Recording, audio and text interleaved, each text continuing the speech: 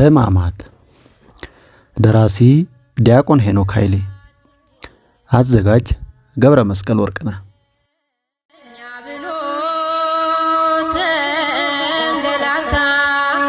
የሁላችን ጌታ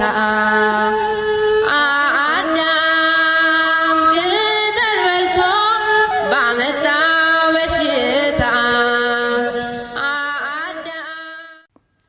ክፍል 10 የእግዚአብሔር በግ በቀበሮ ፊት። በገሊላ የሚኖረው የአራተኛው ክፍል ገዢ ሄሮድስ አንጢጳስ በየዓመቱ እንደሚደረገው የፋሲካን በዓል ለማክበር በኢየሩሳሌም ተገኝቶ ነበር። እንደ ወጉ አባቱ ታላቁ ሄሮድስ ባሰራው ቤተመንግስት ውስጥ ሊያርፍ የሚገባው ቢሆንም እስራኤል በሮማውያን አገዛዝ ስር ስለሆነችና በአባቱ ቤተመንግስት ውስጥ ጲላጦስ ስላረፈ ሄሮድስ ያረፈው በጥንታዊው የመቃቢስ ቤተመንግስት ነበር። ሊቃነ ካህናቱ ጌታን በሮማውያን ወታደሮች አስይዘው እያንገላቱ ወደ ሄሮድስ ቤተመንግስት ወሰዱት። ንጉሥ ሄሮድስን በምን ቋንቋ ልንገልጸው እንችላለን? የሮምን ንጉሥ ለማስደሰት ከሚገብረው ግብር አልፎ በጢባሪዎስ ቄሳር ስም የዝሙትና የስካር ከተማን የገነባው ደፋሩ ንጉሥ ሄሮድስ በአንድ ወገን እስራኤላዊ ሆኖ ሳለ አዛቢቷን ወይም የአሕዛብን ወገን የሆነች የአረብ ንጉሥ ልጅን አግብቶ የሚኖረው ቅምጥሉ ንጉሥ ሄሮድስ በዚህ ትዳሩም ሳይጸና የወንድሙን የፊልጶስን ሚስት ሄሮዲያዳን ቀምቶ በሚስቱ ላይ የደረበና ሚስቱንም በብስጭት ወደ ሀገሯ እንድትኮበልል ያደረገው ዘማዊው ሄሮድስ የእንጀራ ልጁና የወንድሙ ልጅ የሆነችውን የሰሎሜን ዘፈን ሲሰማ ተደስቶ የመንግስቴን እኩሌታ ካልሰጠውሽ ያለው ስሜታዊ ሄሮድስ በምን ቃል ሊገለጽ ይችላል? የመጥምቁ ዮሐንስን ስብከት ደስ እያለው ሲሰማ እንዳልኖረ መልሶ ወደ እስር ቤት የጨመረውና በኋላም አንገቱን አስቆርጦ በወጪት ያስመጣውና ነፍሰ በላውን ሄሮድስን በምን ቋንቋ እንግለጸው? ሄሮድስን በአንዲት ቃል ሊገልጸው የቻለው ጌታችን ብቻ ነው፣ ቀበሮ ብሎ በሉቃስ ወንጌል ምዕራፍ 13 ቁጥር 32 ላይ። በእርግጥም የሄሮድስን ሕይወት በአይሁድ ዘንድ ከማይበሉትና ከረከሱት እንስሳት አንዱ ከሆነው ቀበሮ በላይ የሚገልጸው ስም የለም። ጠቢቡ ሰሎሞንም በዚሁ ዘይቤ ወይናችንን አብቧልና የወይናችንን ቦታ የሚያጠፉትን ቀበሮች ጥቃቅኑን ቀበሮች አጥምዳችሁ ያዙልን ብሎ ነበር። የተቀደሰችውን ከተማ የሚያረክሱ እንደ ሄሮድስ ያሉ ሰዎች በክህደታቸው የእግዚአብሔር ቤትን የሚያውኩ ከሃዲያን ጋር የጋራ ስማቸው ቀበሮ ነው። ጠቢቡ አጥምዳችሁ ያዙልን እንዳለ እንዲሁ አይነቶቹን ሰዎች በትምህርት አጥምዶ መያዝና ሶምሶን እንዳደረገው በጅራታቸው የቃሉን ችቦ እያሰሩ ወደ መጡበት የክህደት እርሻ መልሶ ማሰማራት ያስፈልጋል። መኃልየ ዘሰሎሞን ምዕራፍ 2 ቁጥር 15 ላይ እንዲሁም በመጽሐፈ መሳፍንት ምዕራፍ 15 ቁጥር 4 ላይ እንደተገለጸው አይሁድ የዓለምን ኃጢአት የሚያስወግደውን የእግዚአብሔር በግ ኢየሱስ ክርስቶስን ወደዚህ ቀበሮ ይዘውት ቀረቡ። ሄሮድስ ኢየሱስ ክርስቶስን ባየው ጊዜ እጅጉን ደስ አለው። በሉቃስ ወንጌል ምዕራፍ 23 ቁጥር 8 ላይ እንደተገለጸው ሄሮድስ ጌታን ሲያየው ደስ ያለው ዓይኖቼ ማዳንህን አይተዋል ብሎ አልነበረም? እንደ አብርሃም ቀኑን አይቶ ደስ ብሎት እንደ ሰብአ ሰገል የአይሁድን ንጉሥ አየሁ ብሎ እንደ ዘኪዮስ ጌታዬን አየሁት ብሎ አልነበረም? የጌታችንን ዝና በሰማ ጊዜ ሄሮድስ ዮሐንስስ እኔ ራሱን አስቆረጥሁት፣ ይህ እንዲህ ያለ ነገር የምሰማበት ማን ነው አለ። ሊያየውም ይሻ ነበር ይላል በሉቃስ ወንጌል ምዕራፍ 9 ቁጥር 9 ላይ።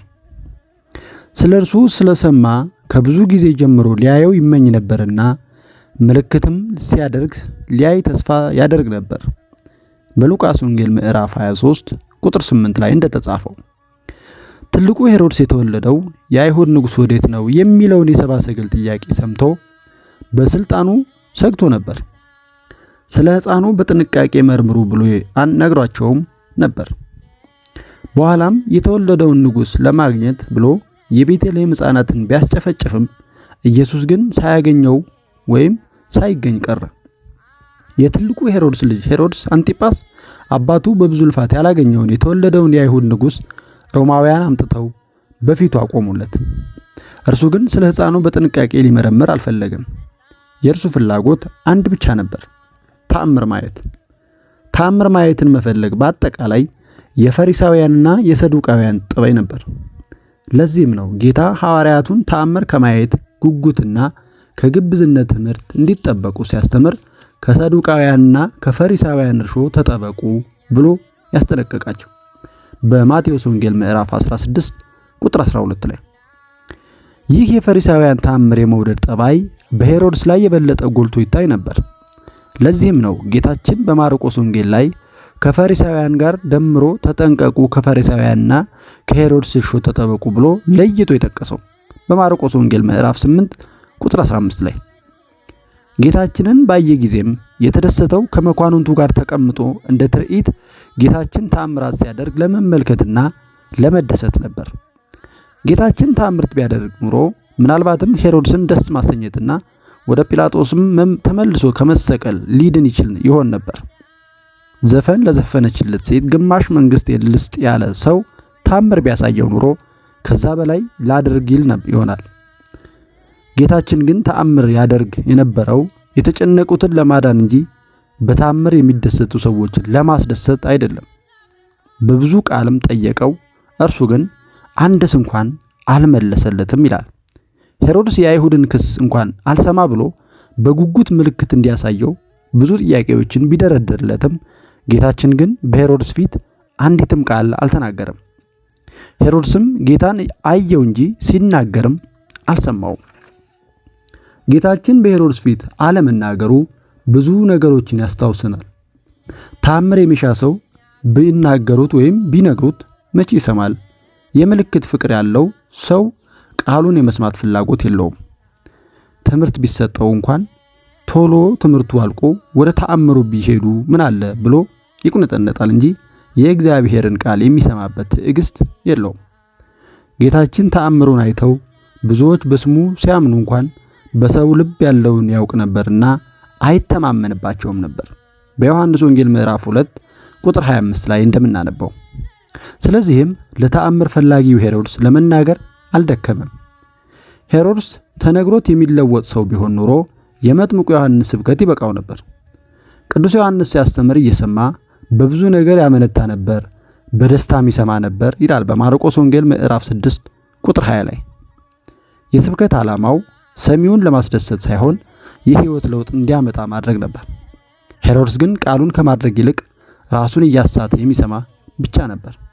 በያዕቆብ ወንጌል ምዕራፍ 1 ቁጥር 22 እንደተጻፈው ይፈራው የነበረውን ባህታዊውን ዮሐንስን ስብከቱን የወደደው እንዳልነበር ሁሉ በግፍ አንገቱን አስቆረጠው።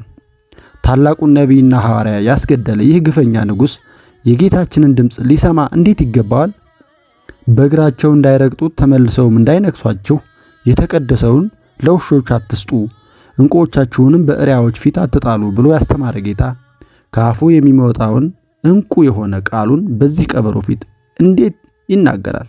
በማቴዎስ ወንጌል ምዕራፍ 7 ቁጥር 6 ላይ እንደተጻፈው መጥምቁ ዮሐንስ በተገደለ ጊዜ ደቀ መዛሙርቱ በድኑን ቀበሩት፣ መጥተውም ለኢየሱስ አወሩለት። ኢየሱስም በሰማ ጊዜ ከዛ ብቻውን ወደ ምድረ በዳ በታንኳ ፈቀቅ አለ ይላል በማቴዎስ ወንጌል ምዕራፍ 14 ቁጥር 12 እስከ 13። ከማኅፀን ውስጥ ሆኖ የሰገደለት በፊቱ መንገድ የጠረገለት በዮርዳኖስ ባህር ያጠመቀው ቅዱስ ዮሐንስ እንደሞተ በነገሩት ጊዜ ኢየሱስ ብቻውን ወደ ምድረ በዳ ፈቀቅ አለ። ወላጆቹ በልጅነቱ የሞተበት ወይም የሞቱበት የበረሃ ሰው፣ ዘመድ አልባው መናኝ፣ ከአንበጣ በቀር የማይበላው ጦመኛ፣ ከግመል ጠጉር በቀር የማይለብሰው ባህታዊ ቅዱስ ዮሐንስ እንደ ወንጀለኛ በግፍ መገደሉን ሲሰማ ጌታችን ብቻውን ለመሆን ፈለገ። የምንወደው ሰው መሞቱን ስንሰማ በሐዘን ተሰብረን ወደ መኖሪያ ቤቱ ሄደን ሐዘናችንን እንደምንገልጸው ጌታችንም ቤት የሌለውን የባህታዊውን ሞት ሲሰማ ዮሐንስ ወደ ኖረበት ወደ ምድረ በዳ ብቻውን ፈቀቅ አለ።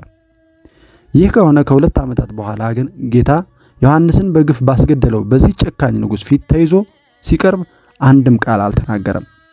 በምድረ በዳ ይጮህ የነበረውን ሰው ድምፅ የገደለው ሄሮድስ ድምፅን ገድሎ ቃልን ሊሰማ አይገባውምና ጌታችን ምንም አልመለሰለትም ይላል። ሊቃውንት በምድረ በዳ የሚጮህ ሰው ድምፅ እኔ ነኝ ብሎ የተናገረውን የመጥምቁ ዮሐንስን ንግግር ሲተረጉሙ ዮሐንስ ራሱን ድምፅ ያለበትን ምስጢርም ያነሳሉ። አንድ ሕፃን ገና እንደተወለደ ቃል ማውጣት አይችልም፣ ድምፅ ማሰማት ግን ይችላል። ቃል መናገር እስከሚችል ድረስ በድምፁ ብቻ ከወላጆቹ ጋር ሊግባባ ወይም እየተግባባ ይቆያል። ቃል መናገር ሲጀምር ግን የድምፁን አስፈላጊነት ይቅርና ቃል ስፍራውን ይይዛል። መጥምቁ ዮሐንስ ራሱን ድምፅ ብሎ የጠራው ከቃል መምጣት በፊት ሲያስተምር የነበረ ስለነበረ ነው። ቃል የተባለው እግዚአብሔር ወልድ ሲመጣ ግን ድምፅ የተባለ መጥምቁ ዮሐንስ እርሱ ሊልቅ እኔ ላንስ ይገባኛል ብሎ ለጌታው ቃል መንገድ ለቀቀል። በዮሐንስ ወንጌል ምዕራፍ 1 ቁጥር 23 ላይ እንዲሁም ምዕራፍ 3 ቁጥር 30 ላይ እንደምናነበው አዋጅ ነጋሪውን መንገድ ጠራጊውን በግፍ ለገደለው ቀበሮ ጌታችን የብፁዓን ጆሮዎች የሚሰሙትን ድምፁን ሊያሰማው አልወደደም። ዮሐንስ እርሱ ሙሽራ ነው እኔ ሚዜ ነኝ ብሎ አልነበረምን? በዮሐንስ ወንጌል ምዕራፍ 3 ቁጥር 29 ላይ ታዲያ ሙሽራ ከሚዜው ገዳይ ጋር እንዴት ይነጋገራል? ሄሮድስ ጌታችን መልስ እንዳልሰጠው ባየ ጊዜ ከሰራዊቱ ጋር ናቀው፣ ዘበተበትም፣ የጌጥም ልብስ አልብሶ ወደ ጲላጦስ ሰደደው ይላል በሉቃስ ወንጌል ምዕራፍ 23 ቁጥር 11 ላይ። ሮማውያን ንጉሥ ለመሆን የሚሾሙትን ሰው አስቀድመው ነጭ ልብስ ያለብሱታል። ሥርዓተ ንግሡ ሲፈጸም ደግሞ በነጩ ልብስ ፈንታ ልብሰ መንግሥት ለብሶ ዘውድ ይደፋል። ሄሮድስ ነውር የሌለበትን የእግዚአብሔር በግ ኢየሱስን ነጭ ልብስ ያለበሰው በራሱ መኳንንት ፊት ብቻ ሳይሆን በጲላጦስና ወታደሮቹ ፊትም ጭምር ሳቅ ለመፍጠርና በጌታችን ላይ ለመዘበት ያደረገው ነበር። ለዚህም ቀልድ ምላሽ መስጠታቸውን የምናየው ከነጭ ልብሱ በኋላ ልብሱን ገፈው ቀይ ልብስ በማልበሳቸውና የሾህ አክሊልን በራሱ ላይ ደፍተው እየሰገዱለት በመዘበታቸው ነው። አትሳቱ፣ እግዚአብሔር አይዘበትበትም ብሎ ከመካከላቸው የሚገስጻቸው የለምና ሄሮድስና ሰራዊቱ በጌታችን ላይ በንቀት ዘበቱበት ይላል በገላትያ መልእክት ምዕራፍ 6 ቁጥር 7 ላይ ሐዋርያው ቅዱስ ጳውሎስ። ሄሮድስ እንዲሳለቅለት ብሎ በጌታችን ላይ ተሳለቀ። ባለንበትም ዘመን በክርስቶስ ላይና አካሉ በሆነች ቤተክርስቲያን ላይ እየቀለዱ እንዲሳለቅላቸው የሚጠባበቁ ብዙ ሄሮድሶች በየስፍራው አሉ። ራሳቸው ባይቀልዱም እንደ ሄሮድስ መኳንንት በጌታ ላይ ሲዘበት አብረው በመሳቅ የሚያግዙ ሞልተዋል። ሄሮድስ መልሶ አንተው ፍረድበት ብሎ ጌታን ወደ ጲላጦስ መለሰው። በዚህ መገባበዛቸው ምክንያት ሄሮድስና ጲላጦስ በዛን ቀን እርስ በእርሳቸው ወዳጆች ሆኑ። ቀድሞ በመካከላቸው ጥል ነበረና ይላል በሉቃስ ወንጌል ምዕራፍ 23 ቁጥር 12 ላይ። ጲላጦስ በሄሮድስ ግዛት በገሊላ ሄዶ መስዋዕት ያቀርቡ የነበሩ ሰዎችን መግደሉ በሁለቱ መካከል ለነበረው መቃቃር አንድ ማሳያ ነበር። በሉቃስ ወንጌል ምዕራፍ 13 ቁጥር 1 ላይ። በዚህ ዕለት ዓርብ ግን በጌታችን ምክንያት ታረቁ። በዚህም በመከራው ቀን የፍቅርና የእርቅ ቀን፣ የይቅርታ ቀን፣ ኃጢአት የሚሰረይበት ቀን፣ የሕይወትና የድህነት ቀን ናትና ከቀድሞ ጀምሮ ጠብ ክርክር የነበራቸው ጲላጦስና ሄሮድስ ያን ጊዜ ተፋቀሩ ይላል ድርሳነ ማህያዊ ዘረቡ። ቅዱስ ቄርሎስ ዘኢየሩሳሌምም በሰማይና በምድር መካከል ሰላምን የሚመልሰው እርሱ መጀመሪያ በፈረዱበት ሰዎች መካከል ሰላምን ማምጣቱን ወደደ።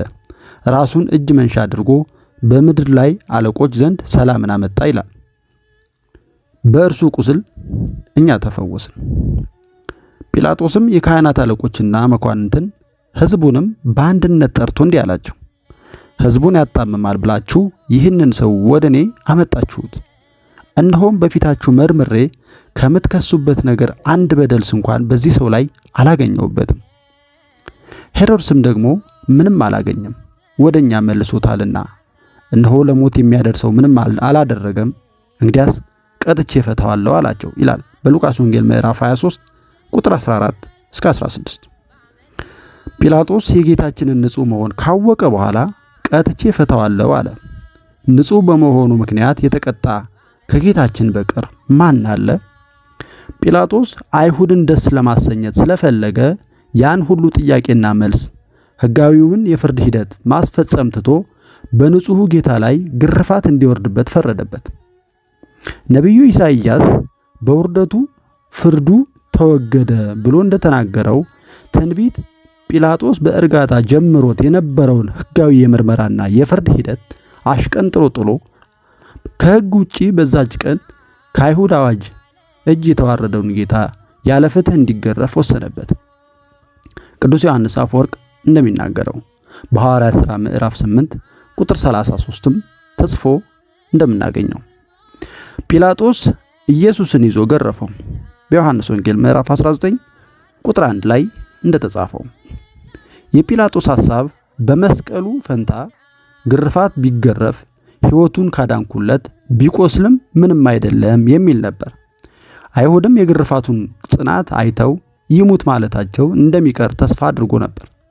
በዚህም ምክንያት ከትናንት ምሽት ጀምሮ ታስሮ ሲንገላታ ያመሸውን በሐናና ቀያፋ ግቢ ውስጥ ሲደበደብና በጡጫ ሲመታ ያደረውን ጌታ በምህረት የለሾች የሮም ወታደሮች እጅ እንዲገረፍ አሳልፎ ሰጠ። የሮማውያን ግርፋት እንደ አይሁድ ግርፋት በጅራፍ ብቻ አይደለም። የጌታ የቤተ ክርስቲያን ታሪክ ጸሐፊው አውሳቢዮስ ዘቂሳርያ እንደገለጠው ጅራፉ በቆዳ ከተሰራ በኋላ በላዩ ላይ ስለታማ የሆኑ የብረት ኳሶች ሾለው የተሳሉ የአጥንት ስብርባሪዎች ይደረጉበታል። በዚህም አሰቃቂ የግርፋት መሳሪያና በጨካኞች ወታደሮች እጅ ወድቀው ስቃዩን መቋቋም ተስኗቸው የሞቱ ብዙዎች ናቸው። በጅራፉ ላይ የታሰሩት የብረት ኳሶችና የአጥንት ስብርባሪዎች በሚገረፈው ሰውነት ላይ ሲያርፉ ስጋውን እየነጩ የሚነሱ ስለሆነ ጅራፉ በሰውነት ላይ ማረፉ ብቻ ሳይሆን ከሰውነት ላይ የሚነሳበት ቅጽበት እጅግ ለመግለጽ የሚከብድ ስቃይ የሚያደርስ ነው። የግርፋቱ መጠን በጨመረ ቁጥር የደም ስሮችና አጥንቶች እስኪታዩ ድረስ የሚጎዳ የጎድን አጥንቶችን መሰባበር፣ ከፍተኛ የሆነ ውጫዊና ውስጣዊ የደም መፍሰስ፣ የሳንባ መጎዳት የሚያስከትል አሰቃቂ ሂደት ነው።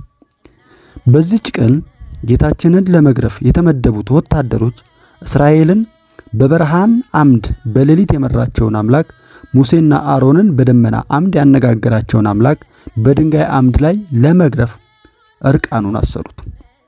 የካህናት አለቆችን ደስ ለማሰኘት ሲሉም በሙሉ ኃይላቸው በታላቅ ጭካኔ እጅግ ብዙ ግርፋትን አዘነቡበት። አንድ አጋጣሚ እንዳለው በሙሴ አድሮ የፈጣሪን ክብር ለማየት የለመነው የሰው ልጅ ፈጣሪ በጊዜው ጀርባዬን ታያለህ ብሎ የገባለትን ቃል ቢፈጽምለትና ጀርባውን ቢያሳየው ግርፋትን አዘነበበት። በኦሪት ዘጸአት ምዕራፍ 33 ቁጥር 23 እንደተጻፈው በእርግጥም ቅዱስ ያዕቆብ ዘስሩግ ከጲላጦስ ግርፋትን ይቀበልበት ዘንድ ጀርባን ፈጠረ እንዳለው አምላክ ሰው የሆነውና ጀርባን ለራሱ ያዘጋጀው ስለ ሁላችን ኃጢአትን ግርፋትን ሊቀበልበት ነበር። ወአዲ ዘባነ ፈጠረ ከመይትወከፍ ቦቱ ቅስፈተ እምነ መኮንን በሃይማኖተ አበው ላይ እንደተናገረው የሮማውያን ግርፋት ቅዱስ ጳውሎስ እንደተገረፈው እንደ አይሁድ ግርፋት በመጠን ተወስኖ አንድ ሲጎድል 40 ግርፋት 5 ጊዜ ገረፉኝ እያለ የተገረፈው ሰው በሕይወት ተርፎ እያስታወሰ የሚናገረው አይነት ግርፋት አይደለም። በሁለተኛ ቆሮንቶስ ምዕራፍ 11 ቁጥር 24 ላይ ቤተ ክርስቲያናችን የጌታችንን ግርፋት 6666 ጊዜ እንደሆነ ስታስተምር 5000 ነው 4000 ነው የሚሉም አሉ።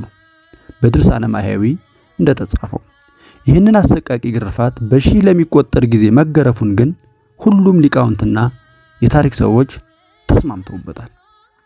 ጌታችን እጅግ መገረፉን የሚያሳየን መስቀሉን ባሸከሙት ጊዜ በየስፍራው እስኪወድቅ ድረስ አቅሙ ማጣቱ ነው። የጌታን ግርፋቱንስ መቁጠር ቢቻልም እንኳን ስቃዩን ግን እንዴት ልንቆጥረው እንችላለን? ቤተ ክርስቲያናችን ከስጋው አልፎ አጥንቶቹ እስኪታዩ ድረስ ስለተገረፈው አምላክ በዕለተ ዓርብ የምታነበውና የምታዜመው ራሱ ክርስቶስ አስቀድሞ በነቢዩ ዳዊት አድሮ ስለ ሕማሙ የተናገረው የትንቢት ቃል የስቃዩ መጠን ጥቂትም ቢሆን ለማሰብ ያግዘናል። እንደ ውሃ ፈሰሱ፣ አጥንቶቼም ሁሉ ተለያዩ። ልቤ እንደ ሰም ሆነ፣ በአንጀቴም መካከል ቀለጠ። አጥንቶቼም ሁሉ ተቆጠሩ፣ እነርሱም አዩኝ ተመለከቱኝም፣ አጥንቶቼም ተነዋወጡ። መዝሙር 22 ቁጥር 14 ላይ የተጻፈ ነው። ቅዳሴያችንም እንዲህ ይላል። የወልድን መከራውን የሚናገር ምን አይነት አፍ ነው? ምን አይነት ከንፈር ነው? ምን አይነት አንደበት ነው?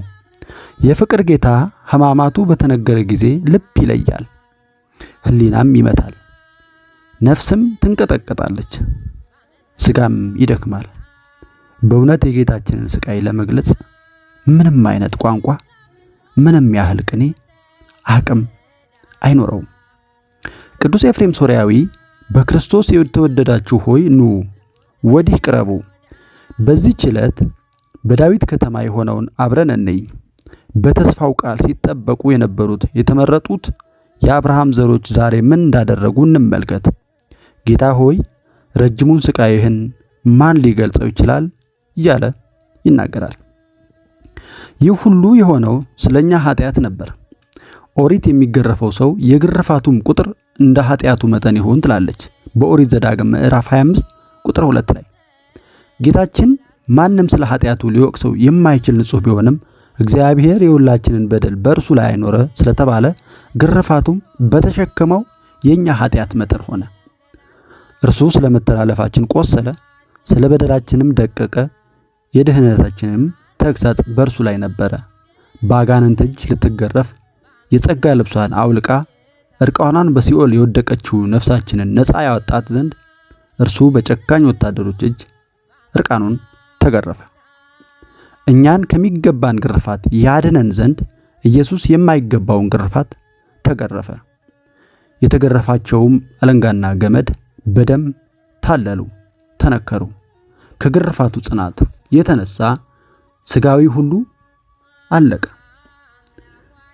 ሀብለኒ ወአስዋት ዘተቀስፈ ቦሙ ተሴራዩ በደም ወሃልቀ ኩሉ ስጋሁ እምጽና ቅስፈት ይላል ድርሳነ ማህየዊ ዘሐሙስ ምዕራፍ 1 ቁጥር 38 ላይ።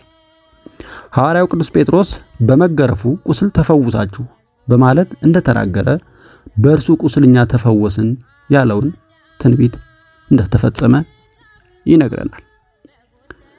በአንደኛ ጴጥሮስ ምዕራፍ 2 ቁጥር 24 ላይ እንዲሁም በትንቢተ ኢሳይያስ ምዕራፍ 53 ቁጥር 5 ላይ እንደሚነግረን ቀሚስህ ለምን ቀላ?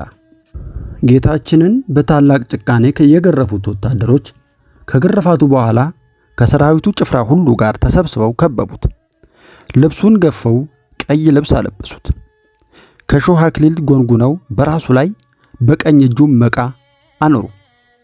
በፊቱም ተንበርክከው የአይሁድ ንጉሥ ሆይ ሰላም ላንተ ይሁን እያሉ ዘበቱበት፣ ተፉበትም። መቃውንም ይዘው ራሱን መቱት። በማቴዎስ ወንጌል ምዕራፍ 27 ቁጥር 26 እስከ 30 እንደሚነግረን ሮማውያን ንጉሶቻቸውን ሲያነግሱ 5 ነገሮችን ያደርጉ ነበር። በሚነግሰው ሰው ራስ ላይ የወርቅን አክሊል ያቀዳጁታል፣ ያማረ ቀሚስም ያለብሱታል፣ የወርቅ በትረ መንግስት ዘንግ ያስይዙታል፣ የወርቅ ቀለበት በጣቱ ላይ ያጠልቁለታል። ከዛ በኋላ በፊቱ ለንጉሥ የሚገባ ስግደትን ያቀርቡለታል። ወታደሮቹ በጌታችን ላይ ለመዘበት ያደረጉት ይህንን ነበር። ስለ ወርቅ አክሊል ፋንታ የሾህ አክሊልን አቀዳጁት። ስለ ወርቅ ቀሚስ ፈንታ የጨርቅን ቀሚስ አለበሱት። ይህም የሴቶች ልብስ ነው። በወርቅ በትር ፈንታ መቃን አስያዙት። ስለ መስገድ ፈንታ ሰገዱለት። ቀለበትን በማድረግ ፈንታ ጣቶቹን አደቀቋቸው፣ ሰበሯቸው፣ ቀጯቸው። ህይንተ አክሊለ ወርቅ አስተቀጸልዎ አክሊለ ሶክ ወህይንተ ቀሚስ ዘወርቅ አልበስዎ ቀሚሰ ዘጸርቅ ዘውእቱ አልባሳ አንስት ወህይንተ በትር ዘውእቱ አስተአሃዝዎ ህለተ ወህይንተ ሰጊድ ሰገዱ ሎቱ ወህይንተ ህልቀት አመህዎ ይላል ትርጓሜ ወንጌል ዘብራና ዘሐይቅ እስጢፋኖስ። የአይሁድስ ጭካኔ ከቅናት የመነጨ ነበር። ሮማውያን ወታደሮች ያላዩት ግን ወይም ያደረጉት ግን ምክንያት ሊቀርብለት ወይም ምክንያት ሊፈጠርለት የማይችል ጭካኔ ነበር። በጭካኔያቸው የጌታችንን ልብሱን አውልቀው ሌላ ቀይ ልብስ አለበሱት። ሂደቱን ልብ አድርገን አንድ ባንድ እናስበው። ከግርፋት በኋላ የራሱን ልብስ አለበሱት። ከዛም ደግሞ መልሰው ልብሱን ገፈፉት። ሌላ ልብስ እንዲያጠልቅ አድርገው ዘበቱበት።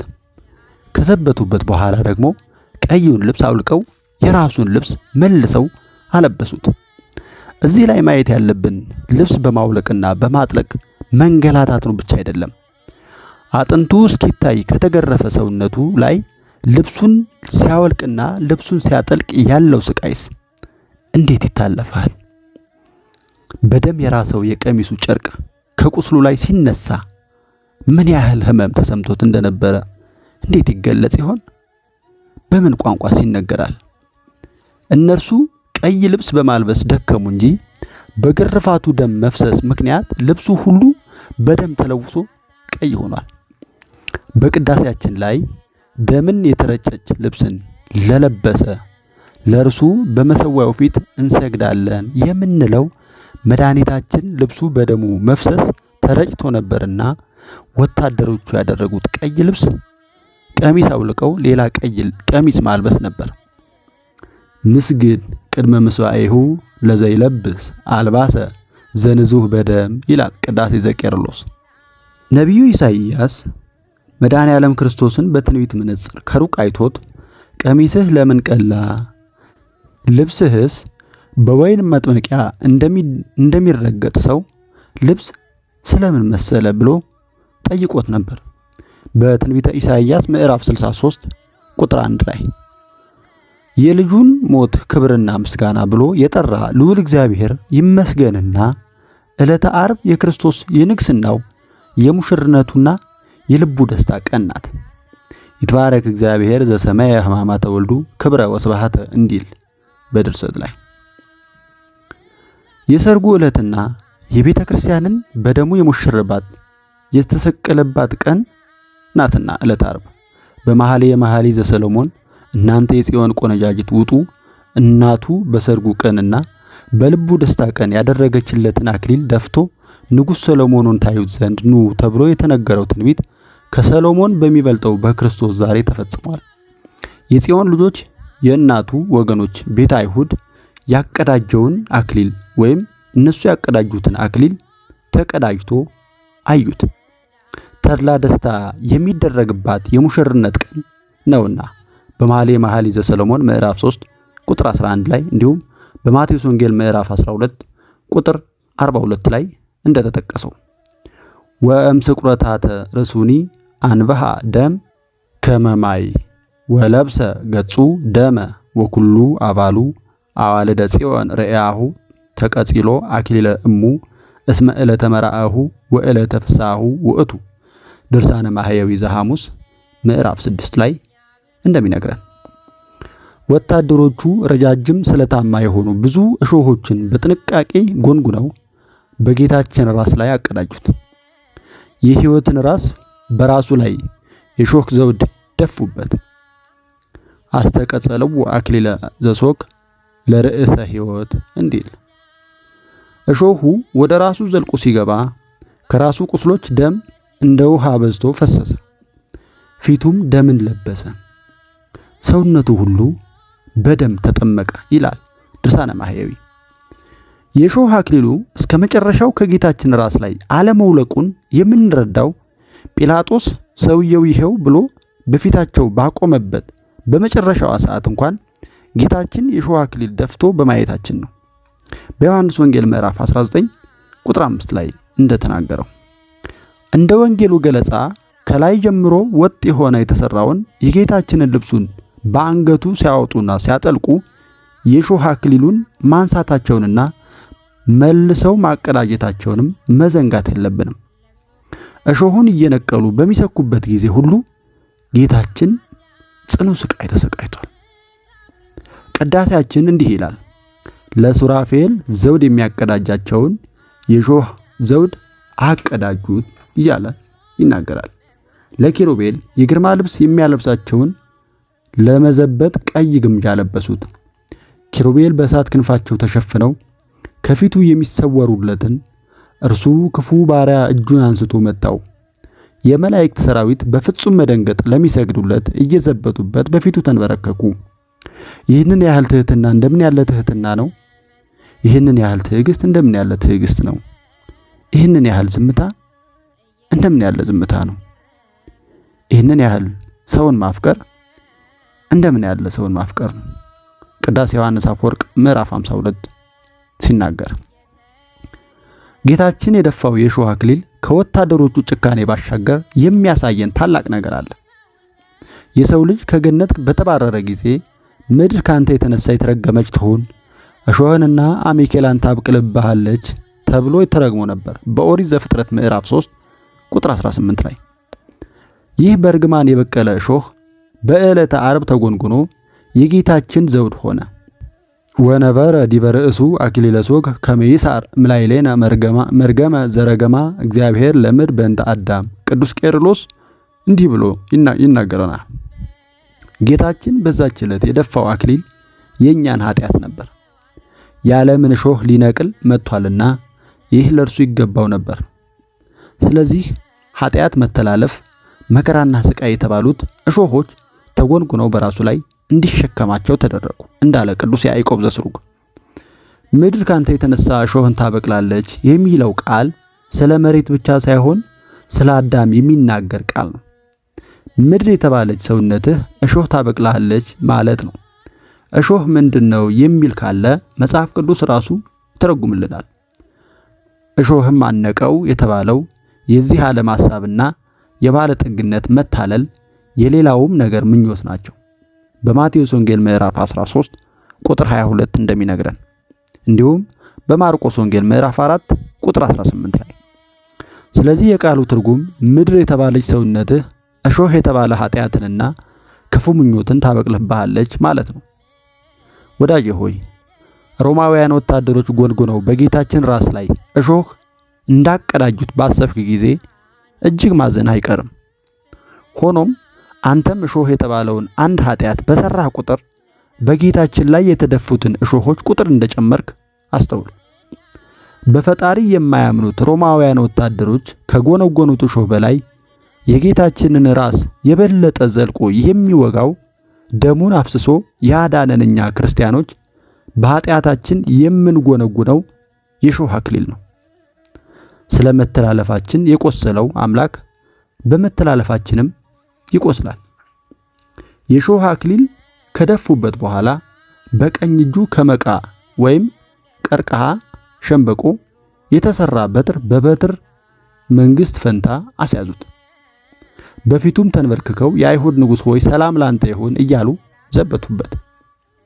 በቀያፋ ግቢ የነበሩት የሊቀ ካህናቱ ወታደሮች ትንቢት ተናገረልን እያሉ በነቢይነቱ ላይ እንደቀለዱ፣ የአሕዛብ ወታደሮች ደግሞ በንጉሱነቱ ላይ እየቀለዱ ሰገዱለት። ነቢዩ ዳዊት ለእግዚአብሔር በፍርሃት ስገዱ ብሎ ለተናገረለት አምላክ በመዘበት ሰገዱለት።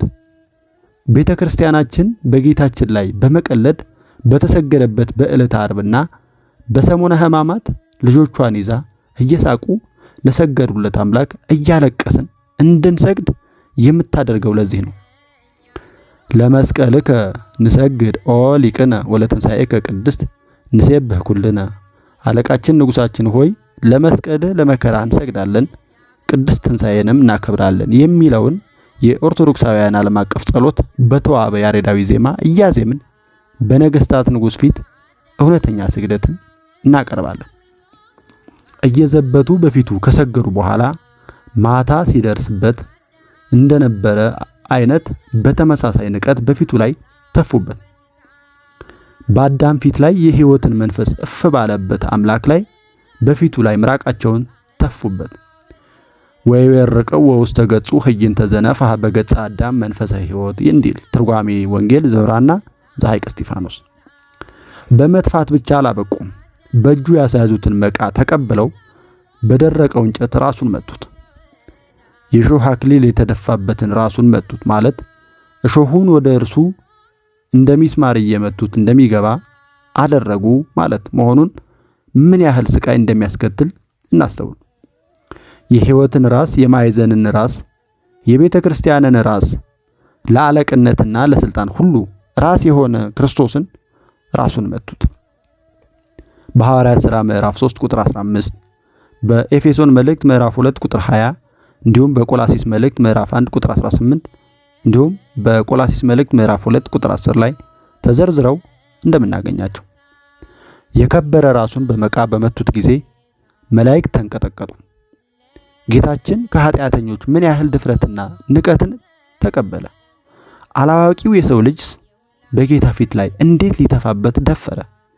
ይህ ሁሉ የሆነው ስለ ኃጢአቱ ሊተፋበት ይገባው በነበረ በሰው ልጅ ፈንታ ነው። ይላል ቅዱስ ያዕቆብ ዘስሩግ። ቀጣዩን በቀጣይ ክፍል እናየዋለን። ወስብሐት ለእግዚአብሔር ወለወላዲቱ ድንግል ወለመስቀሉ ክቡር። ይቆየን።